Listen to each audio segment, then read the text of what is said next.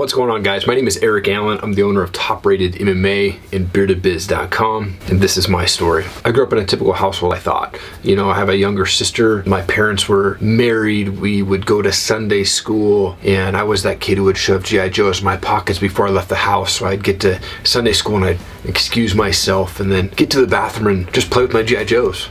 But, you know, my parents, they got divorced when I was 11 years old. My dad was an alcoholic. He wasn't an abusive alcoholic. He was just quiet. I don't know what the reasoning was, but when my parents got divorced, it was really heartbreaking for myself. And then my mom immediately got together with another guy who was extremely abusive. I mean, I watched my mom get beat up multiple times. Cops were always at my house, and she never pressed charges. And so it was the strangest thing to me to see that.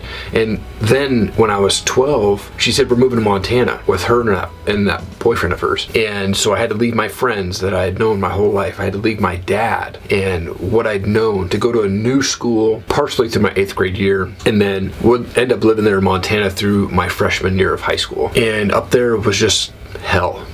It really was. We had 5 acres of property that we rented or off the highway there in the Bitterroot Valley, and we had 2 ponds on the property. I'd go out there and watch the deer and shoot the BB gun around, and we had horses for some strange reason, and it was just really beautiful there in the Bitterroot Valley. The problem was there wasn't room for me in the house that we moved to.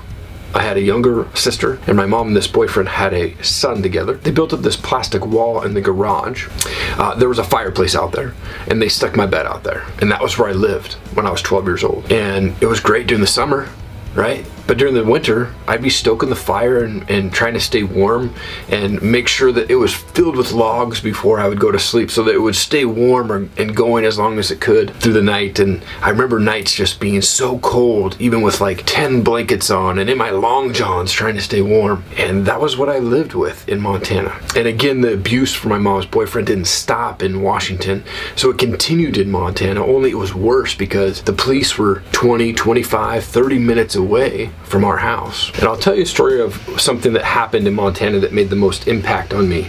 There's a lot of craziness, lots. But one night when it was about 12 a.m., you know, I'm brushing my teeth, I'm 13 years old, my brother's asleep, and my sister was staying at her friend's house. My mom and her boyfriend came back and they were arguing, nothing unusual. As I'm brushing my teeth, something told me to look around the corner to see what's going on. And so the way the house was set up was if I'm in the bathroom and I peek this way out the door, I would hit the kitchen and then the pantry and then the garage to where I would stay. And so as I peeked around the corner, I see my mom's boyfriend on top of her, just pounding, boom, boom, boom, one after the other. And so I have to think, how can I get out of this situation? How can I end this? And so the first thing that came to mind was grab a pan, which I grabbed one of those cast iron heavy duty pans, the ones that you would take camping with you. I got a pretty good swing playing baseball, so I snuck up behind him and I just took a swing as hard as I could. Boom! And I saw the back of his head split, and he turned around and he said, "What the f-" And about mid-sentence, I took another swing. Boom! And I split his face open right here. Blood was coming down and he stood up. Still had knocked him out somehow, but I think he was just so drunk he wasn't feeling it. But he stood up and he started to yell at me as I fell over. And I remember looking up and I see my mom just one after the other. Boom, boom, boom. Probably 5, 6 shots in a row that she landed on his chin, and blood was splatting on the wall behind him. And again, the police finally came and he was arrested, taken to jail for the night. My mom went and bailed him out the next morning. Now, I left Montana shortly after that to go live with my dad back to my hometown and started hanging out with guys that were really great dudes, but we just did some bad things where we started to, you know, hey, let's smoke some pot. Oh, hey, let's go take some opium. Oh, hey, let's go smoke some hash. Oh, hey, do you have mushrooms? Oh man, I can't afford that $5 hit of acid. Let's go buy a $2.50 bottle of Robitussin DM because it'll make me hallucinate, right? So I started to get into the drugs. I wasn't paying attention to school.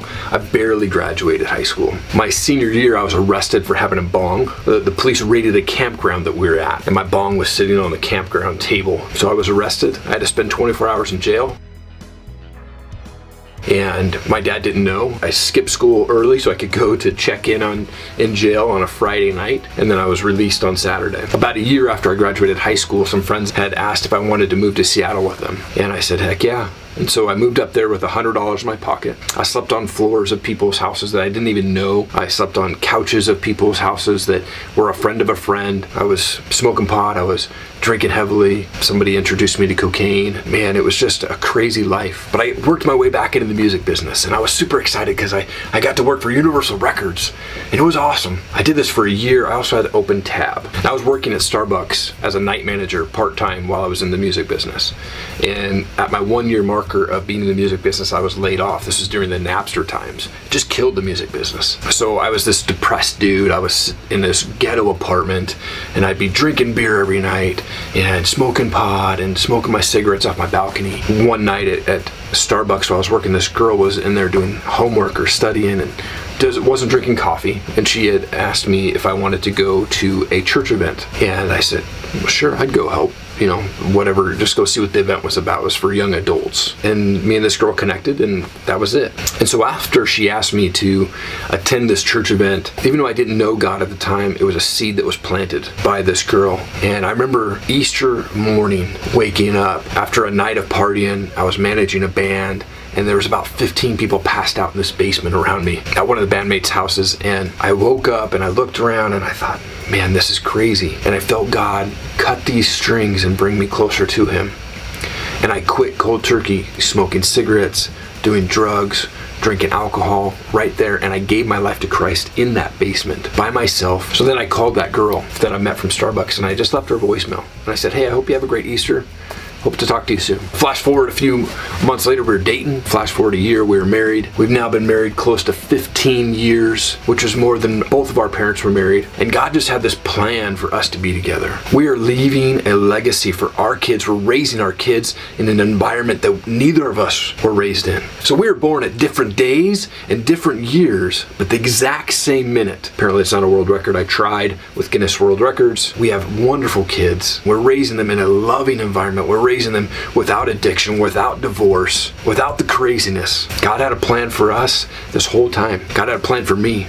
You know, and the funny thing is I always wanted to be this entrepreneur. I always wanted to be this speaker. I always wanted to share my story. Well, here I am almost 40 years old and sharing my story with you now, and it's definitely a weight off my shoulders. I'll tell you that much. You know, and now looking back in my life, I'm like, this morning in prayer, I'm thinking, man, God, you had this plan in my life. You had protected me from so much stuff as a child and in my mid-20s. And now look at, I am extremely blessed. And I just want to say, whatever you're going through, you'll get through it. And if you need help, reach out to somebody. Man, God has a plan for you. And I just want to say, you are awesome. You're amazing. And I hope that if there's anybody out there that needs help or would like to work with me, please reach out. I'd love to share my story with you. Comment down below. I will respond to all of them. Thank you so much for checking out this video.